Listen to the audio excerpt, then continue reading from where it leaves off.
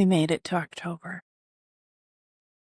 I took the reins for this month on the forecast, so buckle up. Who knows what the hell you're gonna get. I'm Shawna. I go by SmartAsstros on the socials. I hate showing my face on camera. Hate it, hate it, hate it. Anyway, my girlies and I make up the astrology collective called Asteri Sofia Kairos. From left to right, we have Janessa of By Jove Astrology, Krista from Practical Astros, Sonia from Celestia Astrology, and Mandy Ray from Ecstatic Astrology. They are incredible, and to watch them work is to watch archetypes and philosophy and magic in action. We drop a new forecast every Wednesday in honor of Hermes. Make sure you like and subscribe, please. We really love doing this work. There is so much happening in October. So many transits. I'm not going to read all these. I love you, but I'm not gonna. You're more than welcome to pause the video, take a screenshot, and dive a bit deeper if you want to. Feel free to reach out if you want to talk about anything. I am going to take just a second and make a shameless plug for our group. Ask recently hosted our second workshop featuring the Virgo Pisces eclipses. We hope with each one of these workshops that we will continue to unfold and increase not only our own knowledge, but help to increase yours too. We do have another one planned for the spring, but right now, both the recordings are available on Ko-fi or Ko-fi, however you say it. I think it's coffee though. Anyway, they come with an illustrated and a print-friendly version workbook to go along with the recordings and the presentation. Super affordable, just around $20 each. But we really do this for the love and the learning.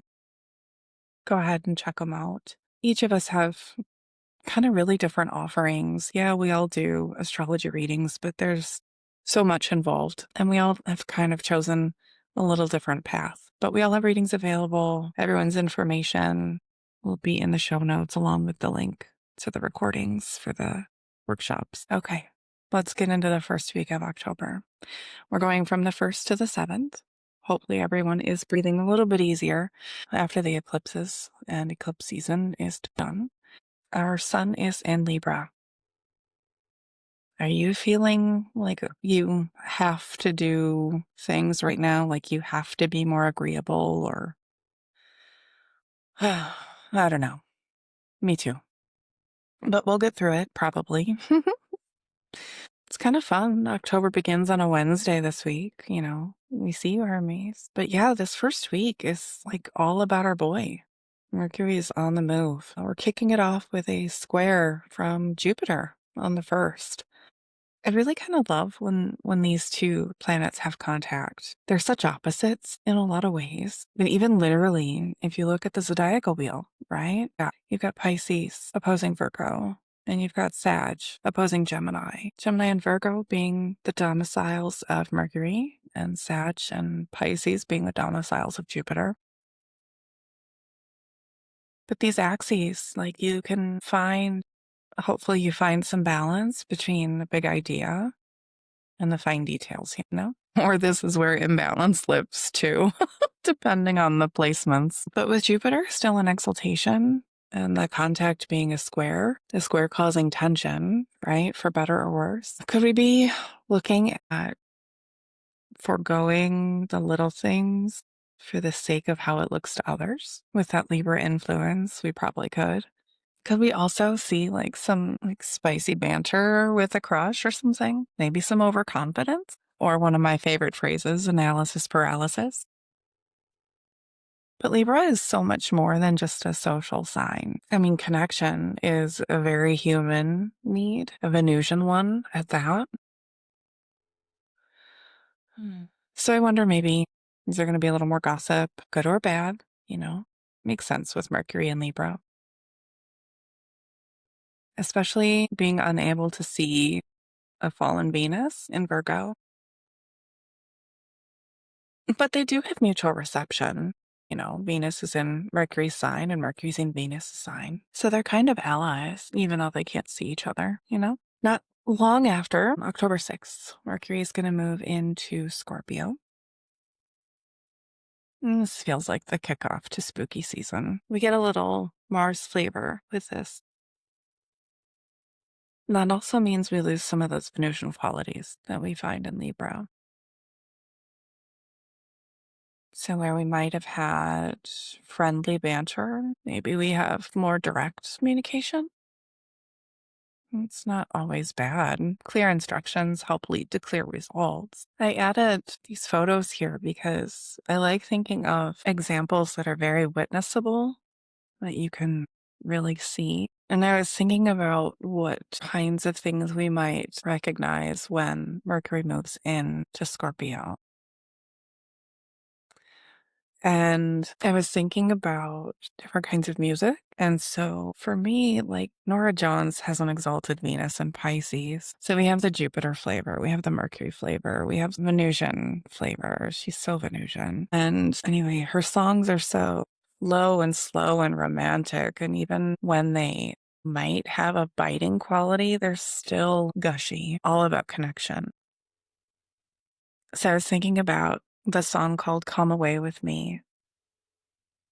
And then all of a sudden you move into Scorpio and you're ruled by Mars, but you're still feeling emotional and you're turning up the depths. And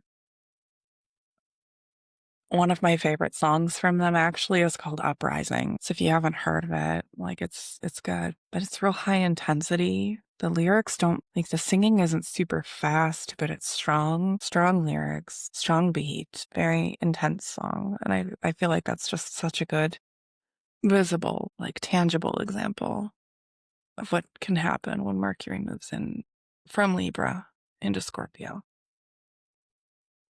Check out the song, see what you think, see if I'm right. Let me know. Rounding out our week, we have 2 transits happening on the 7th. We get our full moon in Aries, and I giggle because it's spicy. Why is it spicy? Full moons, they bring us unveiling and discovery, and with that, maybe some direction. And the moon itself can represent like your physical body, your emotional body, your environment. And not every full moon is a big deal.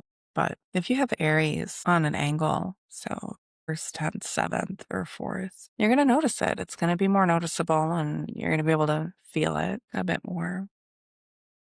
And of course, you're going to want to look at your own chart to figure out the house placement for sure. And, so you know what kinds of themes will come out of the dark for you. And then ending our week, Mercury will then square Pluto. I guess that this week is all about our boy. And just a reminder, the squares are tense. They bring tension. They're of the nature of Mars. Pluto, in some schools of thought, is very evolutionary. And that's its influence, the breakdown and the regeneration of the thing. So for those who are familiar with the tarot, and, maybe you can kind of loosely align that with the tower in concept, but it does make me think of the old adage, what goes up must come down.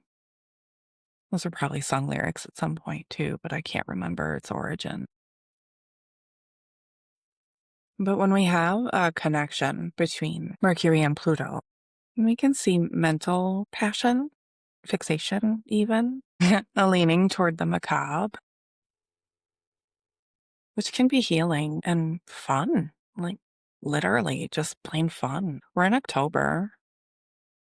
Samhain and Halloween and Dia de los Muertos are celebrations that evoke the macabre in people. The thinning of the veil it's very, well, besides being a hot topic this time of year, it's very human to long for and to find nostalgia, in these kinds of things.